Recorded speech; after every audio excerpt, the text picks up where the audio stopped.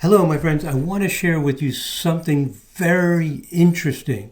There is a huge database of married couples, husbands and wives, with recorded times. It's huge. It even also has one or more of their children with birth times. In this research, I did not look at the children's charts. I looked at the husbands and wives to see what's going on in their charts. So what brings people together to get married? A very common idea is planets in the same element. So if the husband's sun, let's just say, is in Leo, a fire sign, then the wife's sun or moon or ascendant would likely be also in a fire sign to be compatible. Now, two people with planets in the same element, like if his sun is in fire, does she have sun, moon, or ascendant also in fire? It's supposed to be good. Does it also draw people to be together? We have over 20,000, can you believe this? 20,000 married couples. What do you think? Do you think the married couples tend to have planets in the same element that would be compatible and would draw them together? Even just a little bit more than random. I thought they would. I thought, that if the husband's sun is in Gemini, good chance the wife's sun or moon is in Gemini, Libra, or Aquarius, because that would make for a compatibility, a feeling of nice flow.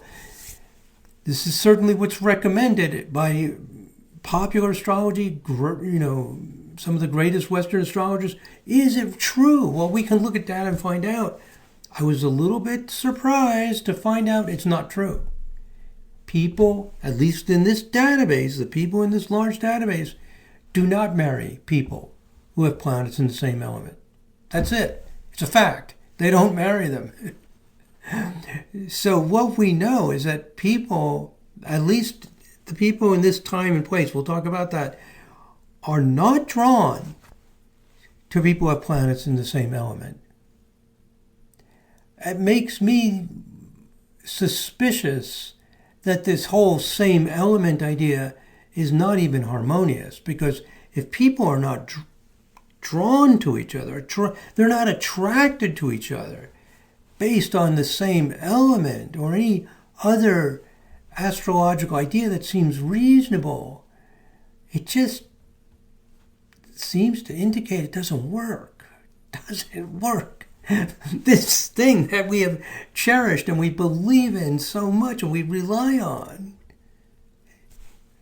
there's no support for it.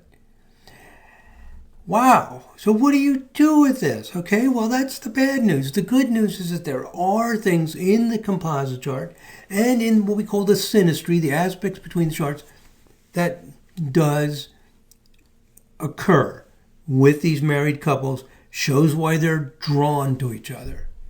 So there we have it. This is such a big finding that I did this research in 2020. I looked at it again in 2022. It's now 2023, and I decided to look at that zodiac sign thing one more time, because if there's really nothing going on with that zodiac signs, I think it strongly suggests we should not be relying on them in our consultations for showing compatibility. It's just not working. Whether you like it or not. But the composite and the synastry does work. So here I've mentioned the 20,916 married couples. This was data collected by Mikel and Françoise Gauquelin in France between 1873 and 1908. So they were getting married in the early part of the first half of the 20th century.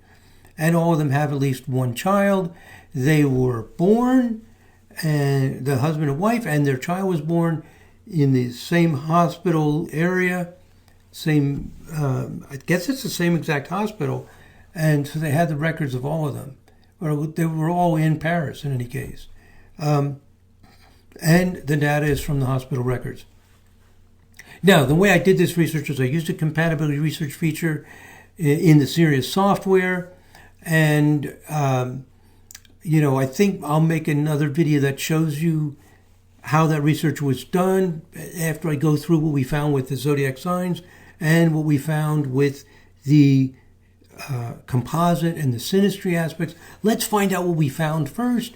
Then we can look and see how we did the research if you want to be able to do some of this research as well. So what I'm going to present here in this new series of videos that I'm making now is complementary to what I presented at the 2020 conference and the 2022 Vibrational Astrology conferences. Doesn't overlap that much, so they complement each other. Now again, I want to emphasize why this finding with zodiac signs is so important. Another reason why it's so important is we've done research on athletic ability, musical ability, vulnerability to bipolar disorder, when accidents occur, many other things. We find very consistent, very compelling, impressive planetary configurations. The evidence-based astrology is fully developed. We're on a whole new level. While some astrologers are debating whether astrology can be scientific, we're already doing it. And people are saying, it's just superstition. Well, look at the research. It's already being done. And zodiac signs play almost no role, like an extremely minimal role. It would be nice to be able to work zodiac signs into our formal research to show that they lead to tangible results, measurable behaviors. I thought compatibility would be a place where zodiac signs would show up, still unable to get the results to support the importance of zodiac signs in studying groups of people. We have confirmed that zodiac signs have consistent effects in studying zodiac signs, extreme case sampling of zodiac signs, but we also want to show them working in, say, marriages or bipolar disorder or eating disorders or heart disease or breast cancer. These are so many topics we've researched and still unable to show that the zodiac signs are helpful. It doesn't mean they're not helpful. It means we haven't been able to find how they can be helpful, and they are not helpful clearly for seeing people that are drawn to each other to become married. That specifically does not happen, as we will see. So because this zodiac sign compatibility finding is so important, and a lot of people, a lot of astrologers tend to brush it off, let's look at this more carefully. And this is what I did in the last few weeks, trying to see if maybe I overlooked something with zodiac signs. And as hard as I look, I cannot confirm what's going on. So what this research does is it uses a feature in the Sirius software to show us every pair of zodiac signs that occurs 10% more than average. So if husbands have moon in Taurus and wives have moon in Virgo, 10% more than we would expect on average, it shows us. It shows us the ones that are occurring noticeably more than just a random distribution. And a little technical note for those of you who are real nerdy about these things.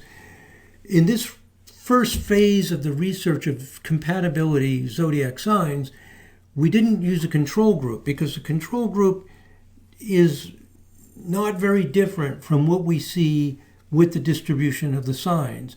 And we just want to quickly see anything that looks hopeful. Then if something looks hopeful, we see, for example, same element, that the husband and wife have, say, sun, moon, and Mercury, and they tend to be in the same elements. Then we go to the next step. We create the control group. We create what's called an astro signature. So this is a first phase to see anything that looks even a little bit promising. And nothing does. We don't even need to go to the second phase. Except when we get to composite and synastry, bam, things pop out. boom, boom, boom. And we make an astro signature and a control group, and we show that this is extremely unlikely.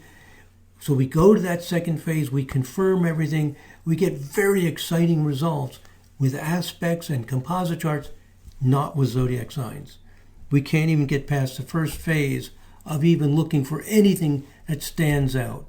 By the way, if you're curious about how we create a control group, I'll just mention now, we'll get into this in the next video in this series when we talk about the composite and the synastry aspects that do occur in married couples more often than couples who are not married. Here's how we create the control group. We take the couples, like suppose Andrew is married to Alice, and Bill is married to Barbara, and Charles is married to Carl. You can see what I Did here. I put A's together, B's together, C's together, make it simple. What the control group does is it reassigns them randomly. So it would marry Andrew randomly to Barbara, and Bill randomly to Carla, and Charles randomly to Alice. So it swaps the couples to see if this random connection between these people, if that's different from the actual married couples. It's a really beautiful control group. Anyway, if you're not real nerdy and technical and all into research methodology, don't worry about it. The point is, we're using very modern, very sophisticated tools to do this research. Now, here's what the software produces. You go into the Sirius software, you tell it to do this research, and it produces this table. And it shows every pair of signs that occurs 10% or more above an average number. So, for example, 35. On the left is the husband, on the top are the signs of the wife. So the husband's moon in Taurus and the wife's moon in Gemini occurs 35% more than expected randomly. Now, either this means that a husband whose moon in Taurus is likely to marry a woman whose moon is in Gemini, or it might just be a random fluctuation. You know, it's like if you flip a coin, you don't always get the same number of heads and tails. Sometimes you'll get more heads, sometimes you get more tails. Maybe it's just a random fluctuation. So in building a model and looking at this data, we try to see if there's something that makes sense to us as astrologers to build a model of what's going on. For example, I was looking for planets in the same element. Are men whose moon in Aries likely to marry a woman whose moon is in Leo? No, nothing there. How about Sagittarius? No, nothing there. In some cases, look at this. If a man's moon is in Gemini and the woman's moon is in Gemini, it's minus 20%. That actually came out conspicuously unlikely. So is it true that if a man's moon is in Gemini and a woman's moon is also in Gemini, they will tend to not be drawn to each other to get married? That's what among these nearly 21,000 couples, that's what happened. Or it could be a random fluctuation. So we want to build a model, and we can test our ideas. We can look and see if our idea of same element is working. So here what I do is I've just put in red. One thing I noticed, both moons in Taurus, both moons in Gemini, both moons in Cancer, and both moons in Leo, all very negative. Wow, that's weird. Is it true that people who have planets in the same sign, same moon sign, tend to not be drawn to each other to get married? I don't know why that would be. You can think about it. Maybe you can make sense of some of this data and build a formula that makes sense. It's not what I was expecting. And I'm guessing that this is just a coincidence, just random fluctuations. I'm not seeing patterns that make sense to me.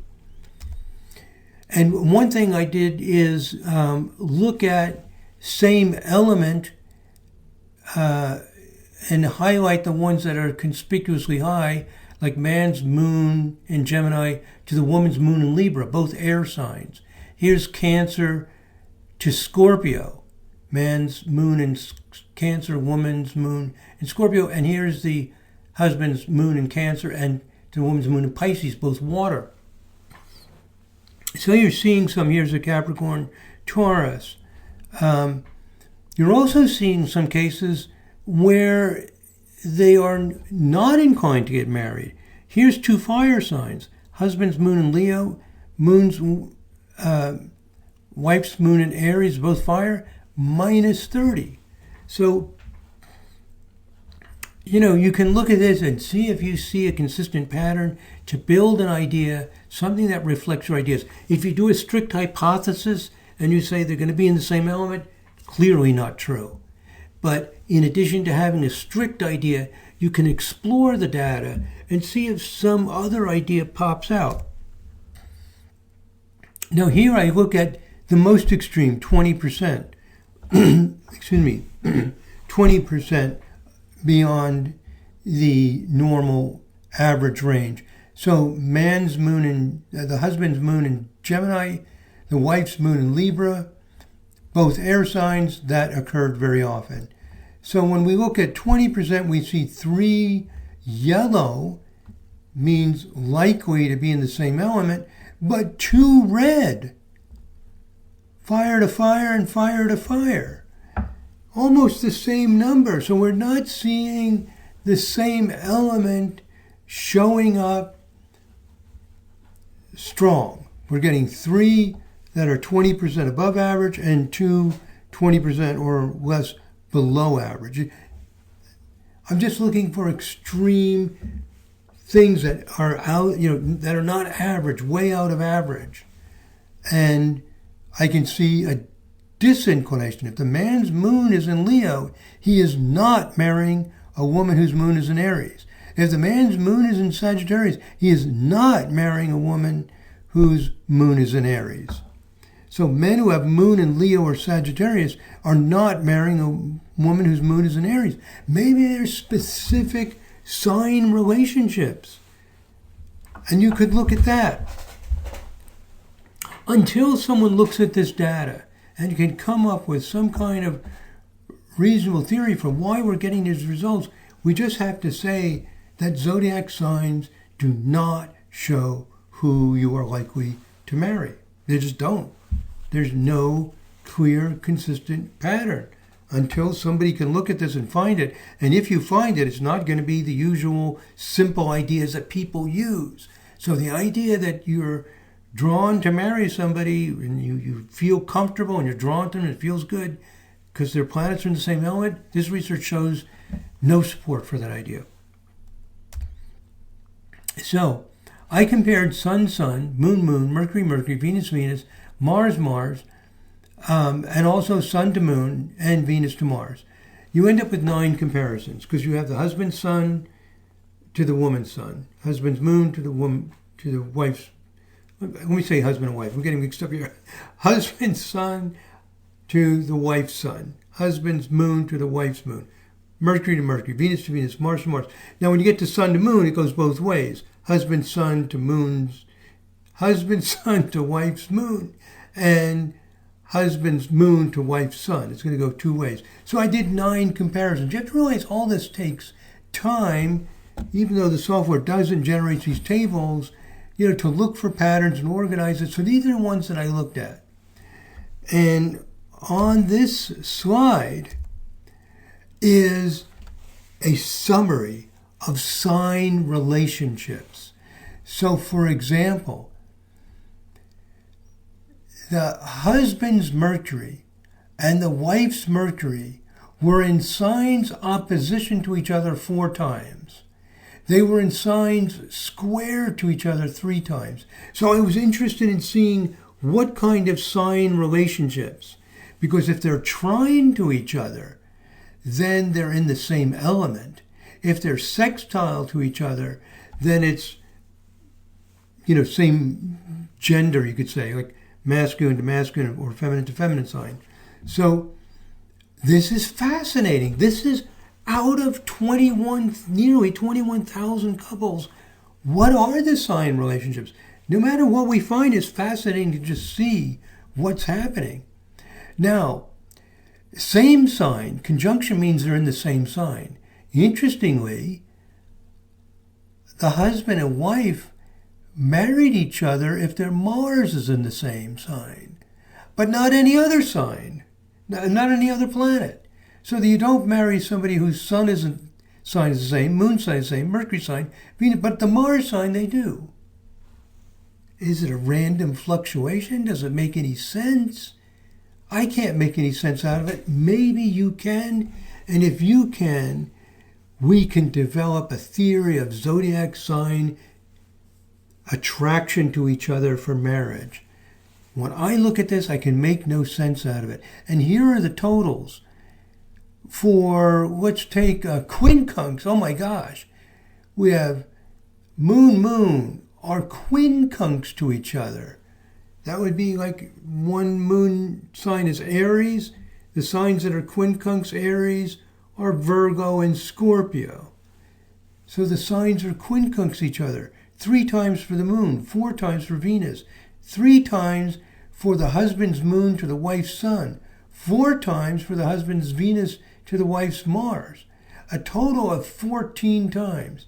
Now notice the same sign, the conjunction, opposite signs, the opposition, they are going to occur half as often, because if your moon is in Aries, there's only one sign that's opposite it.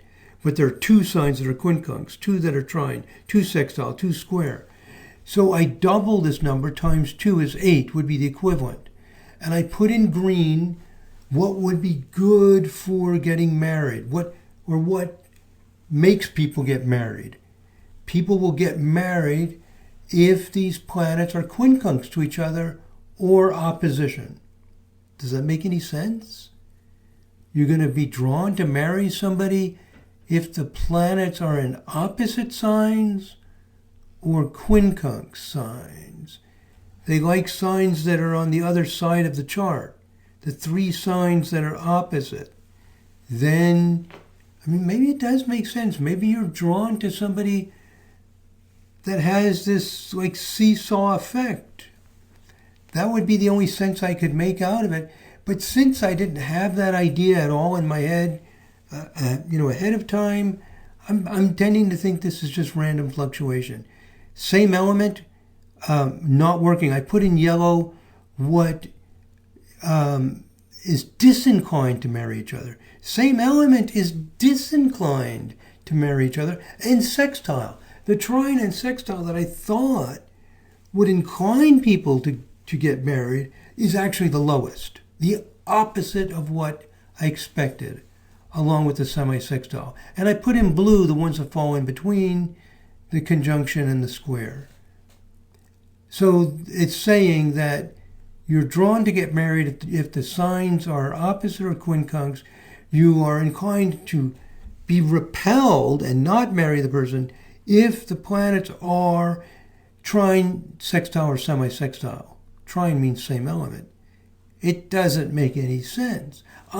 It's actually worse than random. Random would have said just randomly trine. This is saying you don't marry a person if the planets are trine. The only thing I can conclude is that zodiac signs don't work. They don't, for this purpose. They work for other purposes, but they don't show who you're drawn to get married, whether we like it or not. I'm spending a lot of time on this because it's a bit shocking in the sense that this kind of shuts down a large amount of compatibility done in astrology. Just saying people are not feeling more comfortable because their planets are in the same element. Believe it or not. So, and what's impressive about this also is it's consistent with all of our other research. We're having a very difficult time showing tangible results from zodiac signs, a very easy time showing it with aspects. Interesting. Aspects are consistently over and over and over again. Planetary configurations showing behavior, showing why you're an athlete, why you're a musician, why you got into an accident, why you married this person over and over again. So it's another confirmation that to see actual behavior, looking at planetary configurations is what we need to be paying attention to. Now, I decided to look at the opposite case, 20% lower. Is there something repelling people from each other? So if you're getting a high score here, it means you're not getting married. Minus 20%. So you're not getting married if there's a sextile or a quincunx. It confirms the results that we got before, showing that that quincunxes and sextiles are basically not good for marriage. And most of the aspects appear to be random. It doesn't make any sense. I think they're random fluctuations, so we're not getting consistent results. We're not getting results that make any sense. So note that this study shows who gets married. Zodiac signs, I have it in bold. This is the rock solid conclusion. Zodiac signs are not involved in drawing people together to get married. Period. They're just not. Perhaps they are related to happiness. Maybe people are not good at picking marriage partners. Maybe they should pick people who have planets in the same sign, but they're not.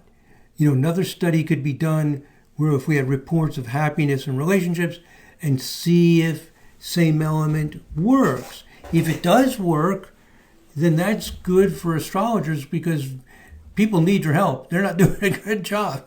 They're not picking people with planets in the same element. However, it's a little hard for me to believe that people would be that bad at picking a marriage partner, that if having planets in the same element makes you feel compatible and connected and be able to relate to each other, it's hard for me to believe people wouldn't be inclined to do that at least a little bit. So you can interpret the results however you want, but the fact is people are not marrying other people with planets in the same element. The conclusion that I personally draw from this is I just don't feel comfortable relying on zodiac sign compatibility to determine what is a good relationship or what isn't. I feel very comfortable with the planetary configurations. They work in my work with clients. They work in the database. They just work rock solid. So we have great confidence in it. And this is what an evidence-based practice is. An evidence-based practice, like in psychology and medicine, you combine what the data says with your personal experience. Both are important. If we can't confirm it with the data, or we can't confirm it with our personal experience, we just have less confidence. We have to be a little bit humble and respect both personal experience and the data. And so with the composite, with the synastry aspects, we have very high confidence. It works fantastic with your clients. It works with the data. Why not use the things that have solid evidence? If astrology functioned as a modern profession, that's what we would be doing. That's what they're doing now in psychology, in medicine, and other fields.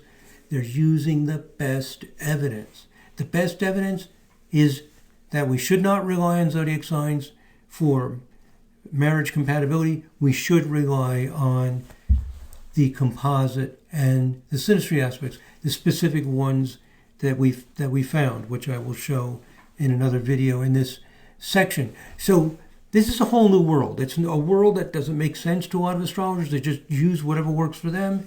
This is a whole new world that we're presenting here of evidence-based astrology, where we actually have evidence and using the same kind of evidence, the same criteria for evidence used in other professions.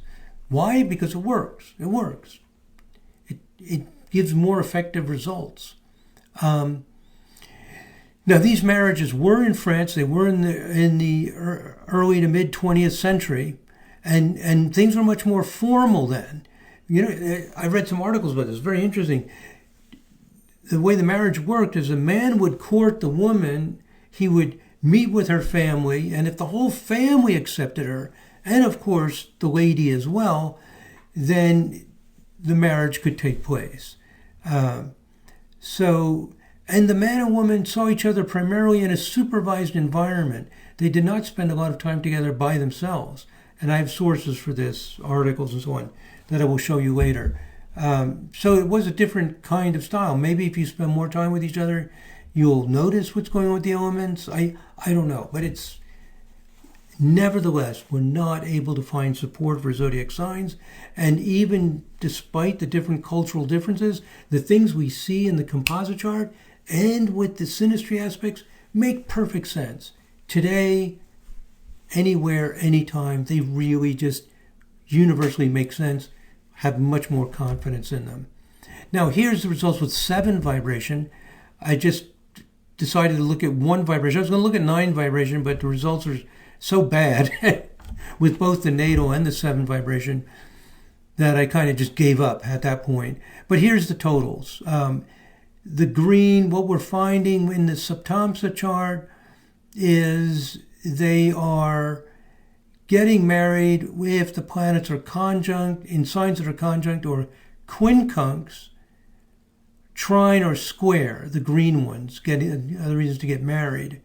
So here the trine comes out high, but the square and the quincunx come out high. Why would trine and quincunx both come out high? So there's just no simple, consistent pattern here. When you have to start really fishing and bending and twisting and making up all kinds of wild, strange theories, that to me is an indication this is not working. When the research works well, it's just beautiful. It's gorgeous. It's like, wow, I'm seeing the kinds of things I expected. Maybe not exactly the way, but it just clicks. This is just not clicking. If it clicks for you, write a paper about it, make a YouTube video, let me know, let other people know. But I've shown this to a dozen other astrologers. It's just not clicking for any of us. Can't make any sense out of it. Conclusion is the zodiac signs just not related. Believe it or not, just not working. This is the kind of stunning, revolutionary findings that we have. We are shaking up the whole field of astrology by finding out what actually works, what doesn't work, regardless of whether we like it or not. And the really exciting part of it is the things we find that do work over and over, very consistent, very beautiful. It is upsetting, and people are resistant to these radical changes of what the research is showing and the applications of it. Okay, so in bold is the final conclusion, appears to be random. I wanted to go through this in some detail because the finding is so important. It's so important because so many tens of thousands of astrologers, so many resources for determining compatibility based on zodiac signs. Maybe there is some truth. I'm not saying there's no truth to it, but if we have very little confidence that there's truth to it, especially in regards to marriage. Everything in a modern evidence-based practice is about levels of confidence. We're not disproving anything, and we're not proving anything. We're just gaining confidence. This is decreasing our confidence in zodiac signs dramatically. That's the bottom line. Okay, so in the next video, we're going to see the composite chart, and then we're going to look at some synastry things, and that really work. And by the way, in the description for this video, this first one in the series, I have a link to a file that has those tables, that raw data tables that come out of the Sirius software for the 9 planetary pairs, and that way you can look at it if you want to, come up with some idea or analyze whatever you want to do. That data is there. So that's cool if anybody wants to play with it. I think most of us, we're not researchers and we don't have time to spend hundreds of hours and labor over stuff. I think for most of us, what I'm interested in presenting is the conclusion that we are not able to get any support for using zodiac signs to show who feels comfortable with another person. Believe it or not, probably something there that we're not seeing, but it's subtle, and we have very low confidence. If you just use the aspects, use the composite chart that works incredibly beautifully with the database, with your clients, you're going to hit things with your clients consistently, clearly. You're in a solid evidence-based practice and using the things that we have really strong evidence for. Okay, so I will see you in the next video in this series. In the next video, part 2, we'll look at the composite chart and the synastry aspects, which I think is a little more fun because this is what actually really works. But I wanted you to know in detail why we're not relying on zodiac signs with the kind of confidence and the kind of emphasis that we rely on the composite chart and the synastry aspects. Okay, my friends, thank you very much for listening. God bless. Namaste.